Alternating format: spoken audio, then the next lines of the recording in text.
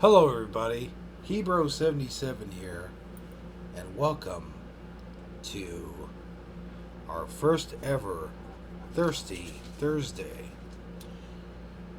Now, just kick back and relax and let old Hebrew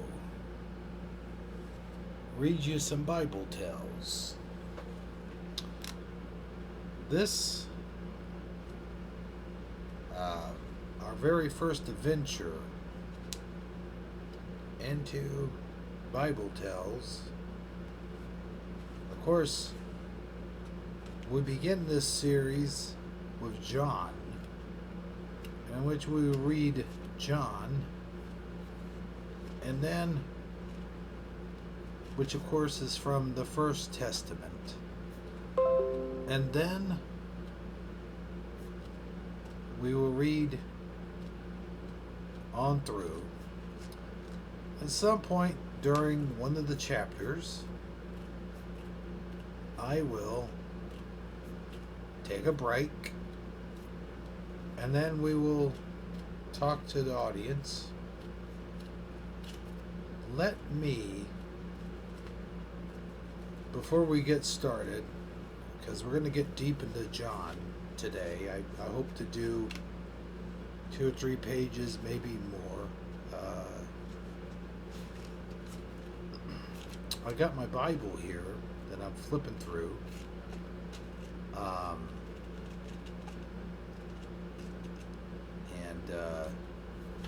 I guess I should have got I should have got on this before I even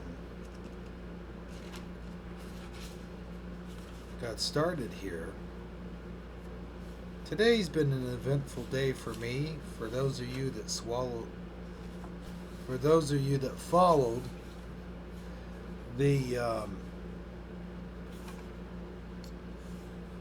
hot water heater 584. Okay. The hot water heater saga, you might know that I've been having problems with my hot water heater. Well, I'd like you to know that the hot water heater, I've scrounged up 400 some odd dollars plus tax and change. What did I say that was? 500 plus tax and change. And I went and got myself a new hot water heater. And right now, as I read from the book of John,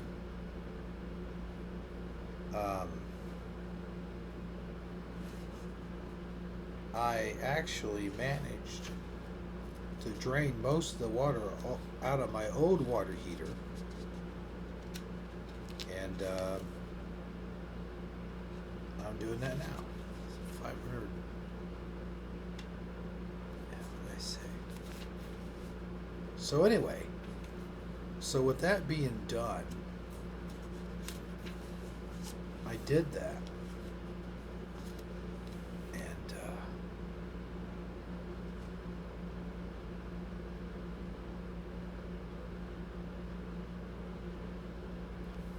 I did that.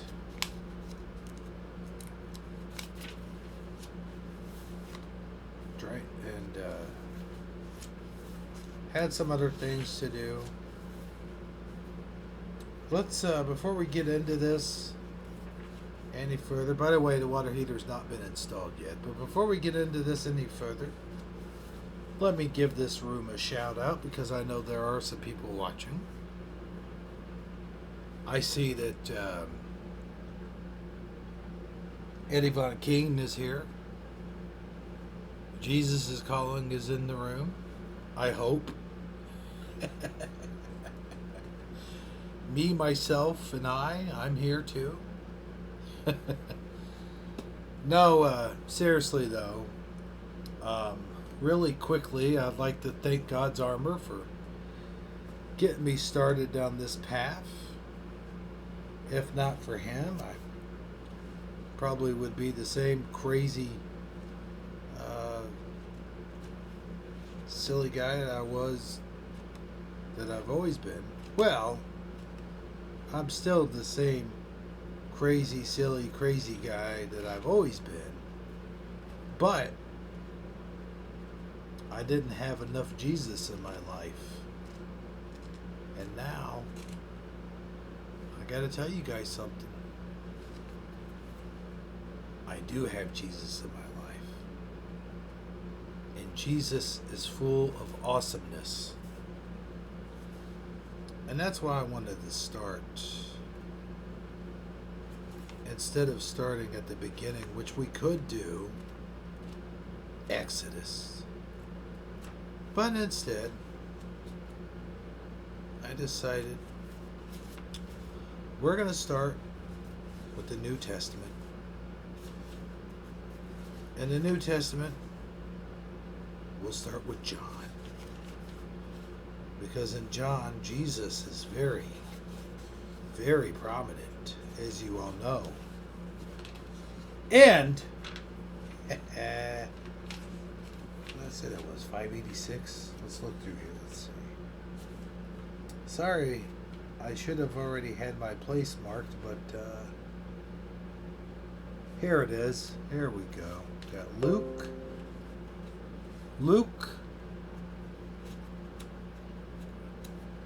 Let's see. PayPal sent me what?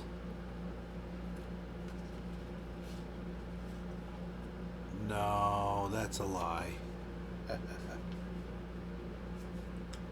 John. By the way,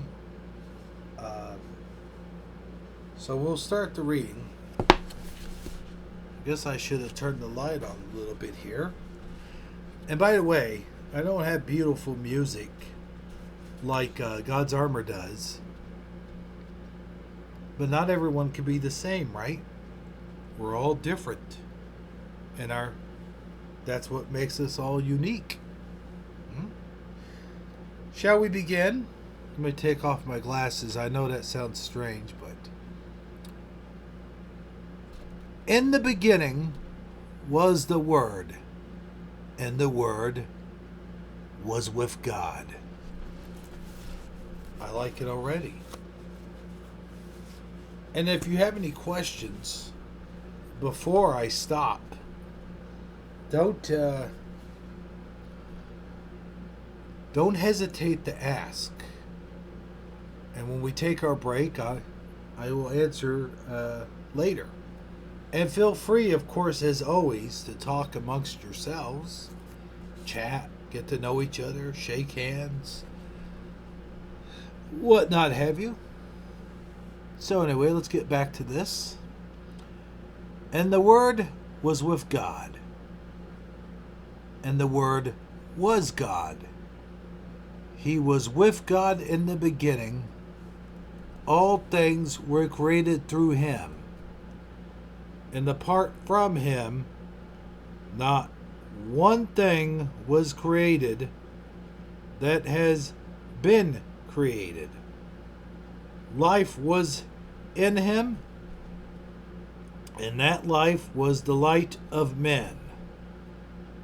That light shines in the darkness, yet the darkness did not overcome it.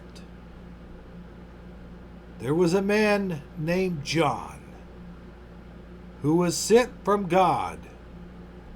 He came as a witness to testify about the light, so that all might believe through him. He was not the light, but he came to testify about the light.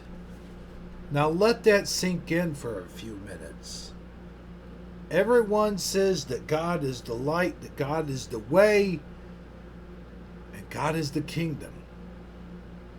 Now this is very interesting, and you can interpret it in many, many ways. Now we have a long ways to go, but I wanted to stop right there, and I wanted you guys to reflect on this. It says here, he was not the light, but he came to testify about the light. Are they talking about John here? That John was not the light, but he came to testify about the light? That John said, because John says later, when he baptized Jesus, it is not I who shall baptize you, it is you who shall baptize me. And Jesus said, we must all be baptized. But John also says, and I should be reading all of this, but John also says that I am not the Messiah. He says the Messiah has yet to come, but he will be here soon. But John was preaching about the coming of the Messiah. So let's let that sink in. He was not the light, but came to testify about the light. I like that. Let's continue. The true light, who gives light to everyone, was coming into the world. He was in the world, and the world was created through him, yet the world did not recognize him. He came to his own, and in his own people did not receive him. But to all who did receive him, he gave them the right to be the children of God, to those who believe in his name, who were born not of blood, nor of the will of the flesh, or of the will of men, but of God. The Word became flesh and took up residence among us. We observed his glory. And I'm going to stop right there for a minute because I want you to reflect on this. And I want you to think about it.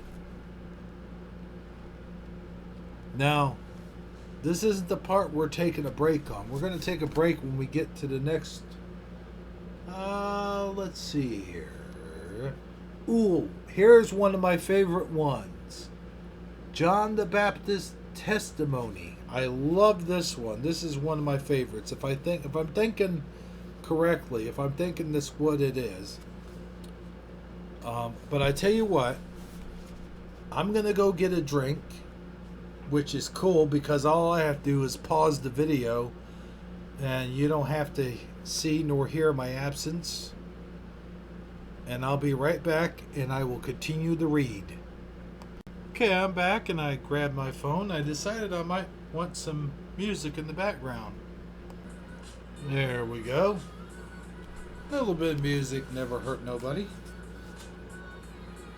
John the Baptist testimony.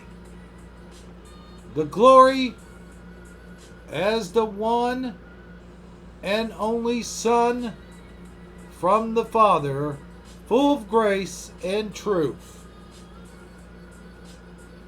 John testified concerning him and exclaimed, This was the one of whom I said, the one coming after me has surprised me, because he existed before me. Indeed, we have all received grace after grace from his fullness. For the law was given through Moses, grace and truth came through Jesus Christ. No one has ever seen God. No one, the one and only Son, the one who is at the Father's side. He has revealed him. This is John's testimony when the Jews from Jerusalem sent priest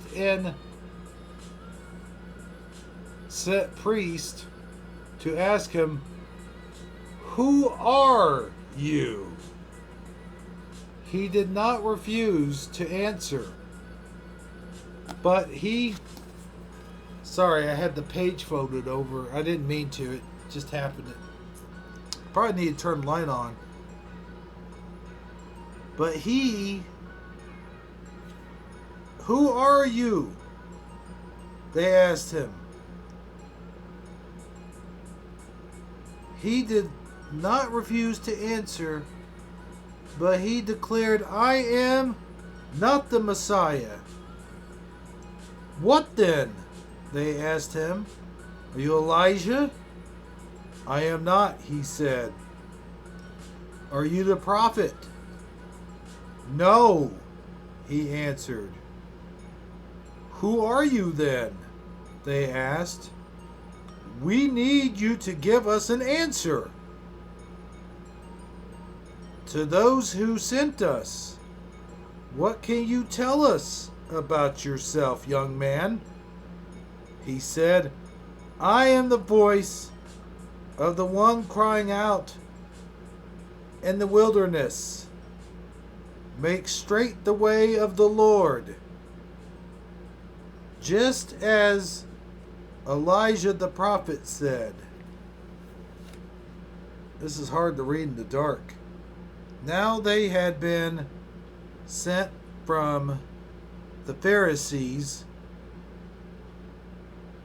so they asked him, "Why then do you baptize if you aren't the Messiah or Elijah or the prophet?" "I baptize with water," John answered, But the one who comes, who is the Messiah." Oh wait, I think I skipped something here. John answered them. Let's stop right there for a second. Number one, I got to turn my line on. I'm having a hard time reading it. Now, I always thought the line that followed this was that they said, "What gives you the right to baptize people?" And his answer says, "The same that gives you the right to forgive sins or whatever, for the forgiveness of sins or whatever." And what I thought followed after they asked him this was, "I baptize with water, but the Father, Jesus, will baptize with fire," is what I thought he had said, but I might have misread it or misheard it. Remember, it's been a long time since I read the Bible. So this is pretty good that I am getting into this and I'm reading this, and we're reading it together and we're getting to learn things all at the same time. Now let me pause this so I can turn on my light so I can see better. Do you guys have any questions so far that you would like to ask, or should we go into discussions about this? Looks like so far we've only got 20 minutes of this, and that's not even the reading. I mean, I was talking to you guys earlier about my water heater and such, so we can discuss a little bit or we can continue. Of course, I can't get feedback right now because this is not live. But let's continue reading. I love his testimony so far. What he's saying here is, I am not the Messiah. The Messiah has yet to come. Or this is what I'm getting from this. This is what I'm getting. Your interpretation can be totally different. The Messiah has yet to come. And when he comes, look out. Because, as I said, I baptize you with water. The Messiah will baptize you with fire. So, when we get to that part, just look out, because I might be getting excited about that. Okay, so here we go. Let's read on. Let's see, where was I? See if I can get back on track. Again, the next day, I might have skipped over, but let's go with it. Again, the next day, John was standing with two of his disciples who saw Jesus passing by. Wait, did I miss the... Oh, I probably missed... I baptize with water, John answered them. Someone stands among you, but you don't know him. He is the one coming after me, whose sandal strap I'm not worthy to untie. All this happened in Bethany, across the Jordan. I thought that was Bethlehem. Huh. Across the Jordan, where John was baptizing. This is the narrators talking about John. Okay. The next day, John saw Jesus coming toward him and said, "Here is the Lamb of God who takes away the sins of the world. This is the one I told you about. After me comes a man who has surprised me, because he existed before me." I thought we read this already. I didn't know him, but I came baptizing him with water so he might be revealed to Israel. And John testified, I watched the Spirit. Here we go. This is getting good. The Spirit descending from heaven like a dove. And in the movies, we always see after he baptizes Jesus, the white dove flying into the heavens. One who baptized with the Holy Spirit. He is the one who baptizes with the Holy Spirit. I have seen and testified that he is the Son of God. Again, the next day, John was standing with two of his disciples when he saw Jesus passing by. He said, "Look, the Lamb of God."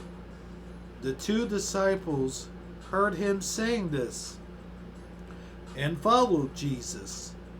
When Jesus turned and noticed them following him, he asked them, "What are you looking for?" They said to him, "Rabbi," which means, and it says this in parentheses, which means teacher. So, rabbi wasn't like, what you consider today is like a Jewish rabbi. They considered that word to be more or less that of a teacher. "Teacher," he says, "where are you staying?"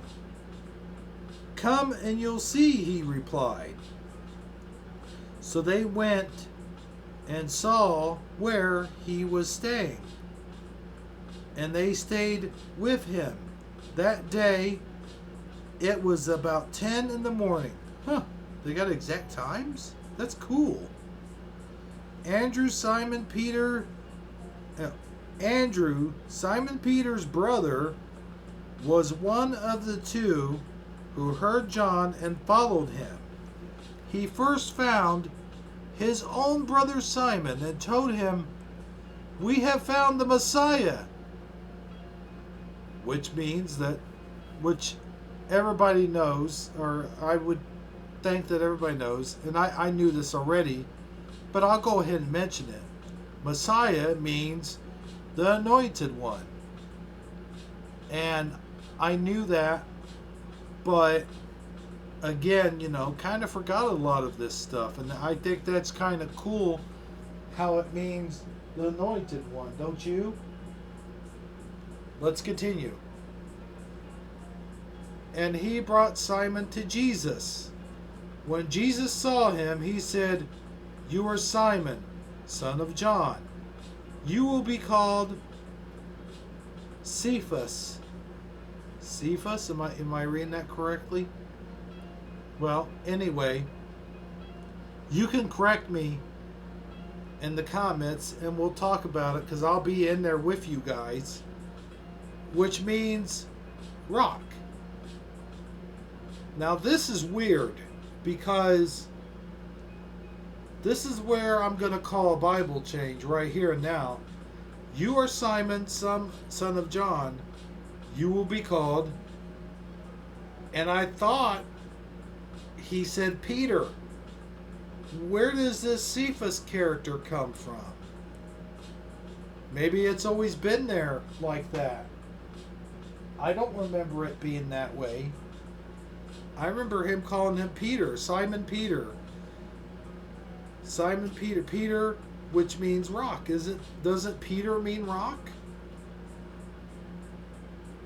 Or am I confused? Maybe I'm confused.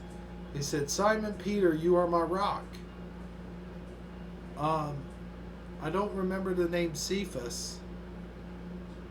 Or Cephas. But that's interesting. Maybe that means rock in the old Greek, or the old, not Greek, what am I thinking of? Hebrew. Not Greek. Hebrew. It would be Hebrew. Anyway, we need to discuss that. I feel that's the point we should stop and we should discuss. I'm getting an education right now. I never heard of that word ever before. I always heard him call him Simon Peter. But here it's that word Cephas. If I'm even pronouncing it correctly, which I don't think I am. So I'll give you guys a little bit of time to discuss over that. But I honestly always heard him say, "You are Simon Peter, you are my rock," from now on. Let me stop this music, because it's techno, and I don't think that's appropriate for Bible teachings. We'll go ahead now and shut it off. There we go. You guys weren't really hearing the music anyway, were you? We will continue. And I think what I'm going to do is I'm going to read till I finish this page. And then we'll just kind of stop it right there. And let's see here. Well, we're at 2:16, John 2:16. We will continue it.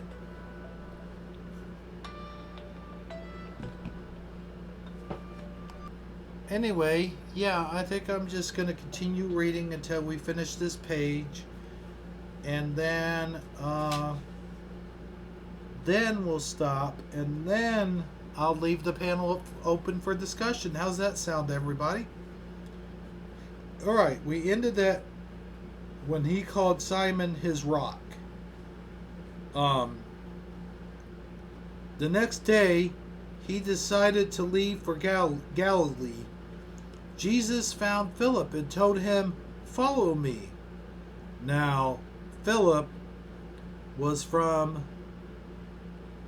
Bethsaida, the hometown of Andrew and Peter. Philip found Nathanael and told him, "We have found the one Moses wrote about in the law." And so did the prophets, it says in parentheses. So did the prophets. Jesus, the son of Joseph from Nazareth. Can anything good come out of Nazareth? Nathanael asked him. "Come and see," Philip answered. Then Jesus saw Nathanael coming toward him and said about him, "Here is a true Israelite. No deceit is in him." "How do you know me?" Nathanael asked. "Before Philip called you, when you were under the fig tree, I saw you," Jesus answered. "Rabbi," Nathanael replied, "you are the Son of God. You are the King of Israel." Jesus responded to him, "Do you believe only because I told you I saw you under the fig tree? You will see greater things than this." Then he said, "I assure you, you will see heaven open and the angels of God ascending and descending on the Son of Man." Now we go into the third day. On the third day, a wedding took place in Cana of Galilee. Jesus' mother was there, and Jesus and his disciples were invited to the wedding as well. When the wine ran out, Jesus' mother told him, "They don't have any wine." "What has this concern of yours to do with me, woman?" Jesus asked. "My hour has not yet come." "Do whatever he tells you," his mother told the servants. Now, 6 stone water jars had been set there for Jewish purification. Each contained 20 or 30 gallons. "Fill the jars with water," Jesus told them. So they filled them to the brim. Then he said to them, "Now draw some and take it to the chief servant." And they did. When the chief servant tasted the water after it had become wine, he did not know where it had come from, though the servants who had drawn the water knew.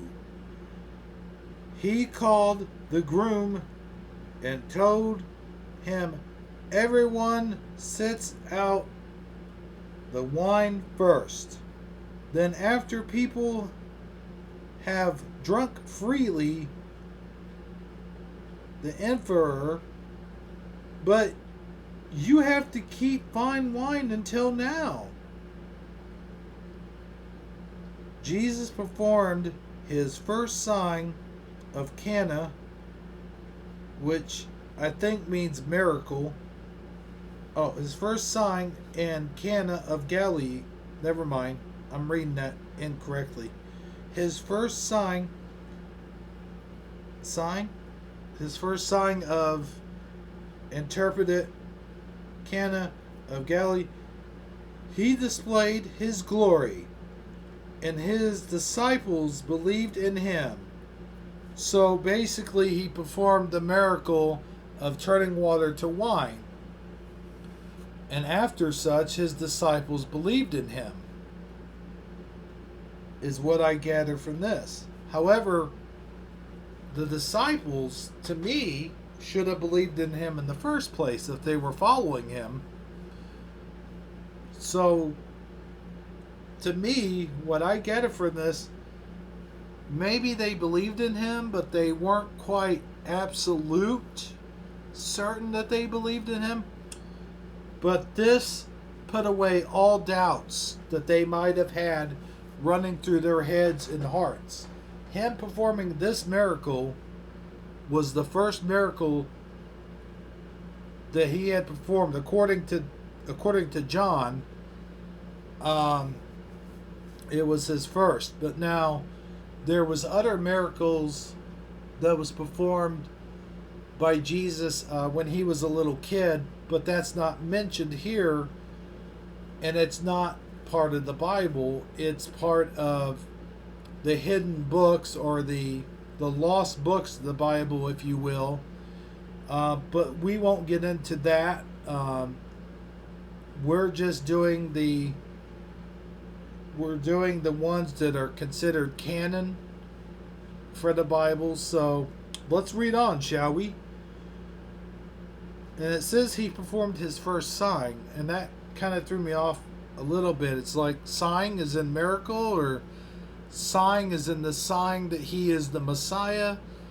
So if you have any, you guys who are watching the program can answer this for me. Is sign, do they mean miracle here, or is it a sign? Is that a different thing that they're talking about? How do you interpret it? How do you remember it? Just let me know in the comments. And since this isn't a live stream, I can't read them now, of course, but I can read them now because this is a premiere. This is my first show, so just please bear with me here. I promise they'll get better as I go, and I'll become a better reader, and I'll be more prepared. So let's read on. We're almost done with this page with John 2:16 here. After this, he went down to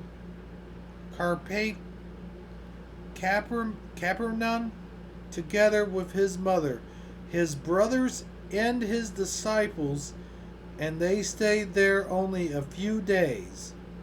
The Jewish Passover was near, so Jesus went up to Jerusalem in the temple complex. He found people selling oxen, sheep, and doves. Oh, yeah, I like this. And he also found the money changers sitting there. After making a whip out of cords, he drove everyone out of the temple complex with their sheep and oxen. He also poured out the money changers' coins and overturned the tables. He told those who were selling doves, "Get these things out of here! Stop turning my Father's house into a marketplace." I've got to read on after that, right? And his disciples remembered that it is written, "Zeal for your house will consume me." So the Jews replied to him, "What sign of authority will you show us for doing these things?" Jesus answered, "Destroy this sanctuary, and I will raise it up in 3 days." Therefore the Jews said, "This sanctuary took 46 years to build, and you will raise it up in 3 days?" But he was speaking about the sanctuary of his body. So when he was raised from the dead, his disciples remembered that he had said this, and they believed the scripture and the statement Jesus had made, and we'll end it there. And let me put a bookmarker in here. Shoot. Where are all my bookmarkers at? I guess I could just turn a corner, but this is the Bible, and you're not supposed to do that. Let's see here. Bible is sacred. You ain't supposed to do that at all. So, I'll make myself a little bookmarker here. Sure, why not? And we'll put it right there in place. Okay, well, let's talk about the money changers and the temple and stuff like that. I think if you want to talk about the money changers and the temple, the way I read it from that Bible is a lot different from the Bible that I read it before. Instead of sanctuary, he says temple. And we know that the word sanctuary probably means temple, right? But we don't say sanctuary, we say temple. And the way I interpreted it and the way I read it before, it did not say sanctuary. So he tells this guy, one of the Pharisees, he says, tear down this temple and I'll rebuild it in 3 days. And the guy, the Pharisee, he gets it confused. He says he's thinking that he means temple is in a building. That he was talking about the building that they were standing in, that they were worshiping in. And really, Jesus was talking about his body. Because what is our body? Our bodies are temples, right? And what they say is Jesus lives in the temple. So Jesus is inside of us. If you're looking for God, if you're looking for Jesus, the Father is there. He's right there inside of you, man. And that's why they say you don't smoke, you don't drink, you don't eat cholesterol high foods that are going to clog your arteries. You don't do drugs. You don't do all these things that are going to tear down your temple, that are going to destroy your temple or make it impure, because Jesus is living in there. Our spirit is in there. The Holy Spirit's in there, man. So, you can't be doing these things to destroy your temple. And that's why, all these things are considered sins. The smoking, the drinking, the doing drugs, the overeating, overindulging. However, it's the over part. The way I interpreted the destroying of the temple is not so much doing these things, but overdoing them is what destroys the body. And like that wedding that they had, I'm sure they drank plenty of wine at that wedding. I mean, obviously they drank so much of it ran out, and Jesus had to turn water into wine, right? So according to the Bible, Jesus is okay with a drink here and there, and especially if you're celebrating. However, to drink to the point where you're inebriated and you're getting sick and you're getting drunk, really is not that good for you. It's not good for you at all. And it's when you overindulge in this is when I think it becomes a sin. Now notice I said think. That doesn't necessarily mean that it does become a sin, but that's the way I interpret it. That's my opinion on that. And overeating, overindulgence in drugs, the whole drugs thing, you know, it depends on. It really, to me, depends on what you're taking. If you're taking something the doctor gave you, or if you're taking something and you're in a lot of pain, and you really need to take something, but it's when you overdo it. It's when you're not really in pain and you're just doing it to be comfortable and this and that. It's the overindulgence of that. Um, but it's tearing down your body. It's tearing down that temple and destroying your insides. You know, that's why that is a sin. That's why suicide is a sin. All this stuff that you do that's terrible is a sin. With that being said, the smoking and the drinking and stuff like that, what does smoking hurt? Well, smoking can hurt other people because, you know, people can be affected by secondhand smoke. Drinking can hurt other people because if you're an alcoholic and you're a heavy drinker and you hurt people's feelings and you're mean to them and you're tearing them down all the time and you're going out and you're getting in fights, and if you have a family and it's destroying your family, then that can hurt other people, right?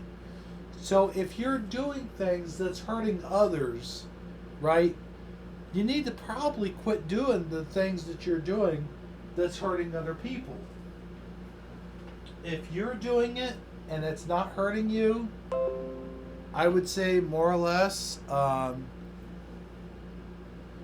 go for it. You know, it's okay. I'm not condoning like drug use or anything like that, but again, why in the heck is that popping up? If you're doing something and it's not hurting anyone else and you're not hurting yourself, you're not being hurt by it, then, you know, I'm not saying I condone it, but again, I'm not totally against it. I guess is what I'm saying. And with that being said, I don't know for sure what is considered harmful sins and what isn't. That's why we're doing all of this Bible study. Like, we're going to do all this Bible study, and I'm probably going to find out stuff that I didn't know anything about. I'm probably going to find out stuff that I'll be like, oh my goodness, I'm doing this and it's wrong. I need to stop. But the basic stuff we all know about, right? The no stealing, no killing, no having sexual relations with people who aren't your wife, no thinking about your neighbor's wife, you know, and that's the thing I was also thinking about is like your neighbor's wife. If you're even thinking about getting with your neighbor's wife, it's a sin. In fact, it's more sinful than the act itself because you've caused that in your head to take place. And because in the physical realm, we don't really think about it. We think, oh, well, I didn't really act on it. I didn't really touch her. We didn't do anything. And in the physical realm, like your wife might be like, yeah, that's okay. You can think about stuff. You can have fantasies or whatever. But in God's eyes, you are committing a sin. So that's something to really think about. Like when someone says, well, it's okay to look. Or, well, it's okay to think about it. Just like if you might think about killing somebody. You might think, oh, ooh, that guy, I hate that guy. Boy, I'd really like to kill that guy. You know, it's still a sin, even if you're just thinking about it. Because think about it, what is the spiritual realm? The spiritual realm is thought. The spiritual realm is thinking. It, you know, it's not physical. There's nothing physical about the spiritual realm. So once you die and your soul leaves your body and goes wherever it goes, it's your soul that you're trying to save, not your physical body. The physical body is nothing. So why would God care, like, if you're doing physical sins? He actually more or less cares about your soul. I'm not saying he doesn't care. I'm not saying he doesn't care about the physical. Otherwise, he wouldn't create us with physical bodies and stuff like that. But he cares more about our souls. Because the soul is what goes on. The soul is what continues. The soul is what is ultimately is what gets decided whether or not you go to heaven or hell, or stay behind in limbo, or whatever your beliefs are. But not whatever your beliefs are, but I mean, like, whatever is going to happen. And nobody knows ultimately what's going to happen once we die. We do have an idea. We do from the Bible, and we'll get to that when we read that part. But ultimately, Jesus died, and he was resurrected. And he wasn't resurrected. He resurrected in 3 days and ascended into heaven, right? We know that part. But he also showed up as a spirit to the disciples on that third day that he rose. He showed up to them not only as a physical body, but as a spiritual body as well. And then he ascended into heaven as a spiritual body. But we'll read about that. I'll learn more about it, and we'll talk more about it when I read about it. Because right now I'm just kind of rambling stuff off that happened, that I learned about either through people reading the Bible to me, going to church, different pastors and different Bible readings and Sunday schools. Not Sunday schools, but summer, what do they call that? Oh, vacation Bible schools and stuff like that. But I mean, that's been, oh my goodness, years ago. And what you have to remember also is I grew up Catholic. And the Catholics don't really study the Bible. I'm sure the priests do. I mean, I'm sure they probably have to, but we don't have our Bibles in church, and we don't study the Bible, and we don't go through it. So I'm doing this because I never got a chance to when I was younger, growing up Catholic. So now I'm reading the Bible to you guys and everybody out there, and I just wanted to say to everyone out there who's watching, thanks for tuning in. This has been, our first Thirsty Thursday show. That's going to be hard to say sometimes. And we'll probably read more on the next show, but this is just kind of like it's a start. It's definitely a start.